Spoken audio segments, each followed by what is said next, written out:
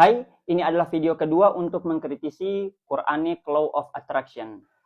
Setelah saya membaca dan memberikan ta'liq di setiap halamannya, pertanyaan yang muncul di benak saya adalah, kenapa hampir tidak ada yang mengkritisi buku ini? Jawabannya, karena ada dua kemungkinan. Kemungkinan yang pertama adalah para pembaca buku ini, kebanyakannya adalah kalangan awam, yang mana mereka tidak memiliki pembanding atau indikator kebenaran dari setiap ayat yang dicocokologikan di dalam buku ini. Dan kemungkinan yang kedua adalah karena gerbang dari buku ini sudah membangun framing yang sangat amat kuat. Bagaimana hypnotic framing itu bisa terbangun? Saya bacakan paragraf ketiga dari halaman 3 muqaddimah dari buku ini.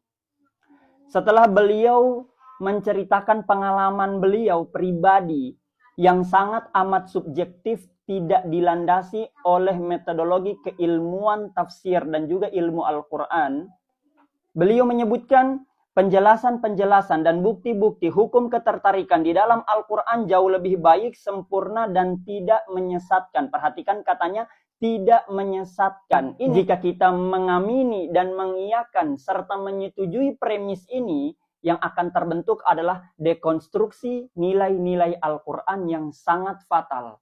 Hal ini dalam kajian ilmu Quran dan tafsir disebut dengan inversi epistemologis atau pembalikan landasan ilmu yang sangat fatal. Jadi sebenarnya penulis sedang memposisikan ini adalah gerbang dekonstruksi fungsi Al-Quran. Dan dalam keyakinan kita berdasarkan hadis Nabi SAW bahwasanya Al-Quran itu adalah Al-Furqan yang akan membuat kita tidak tersesat, tidak ada tambahan loa. Yang masyhur pada hadis At-Tirmizi yaitu taraktu fikum amroini. Yang pertama Al-Quran, yang kedua hadis. Nah sekarang penulis dengan sabdanya itu membalik. Al-Quran diposisikan sebagai validator.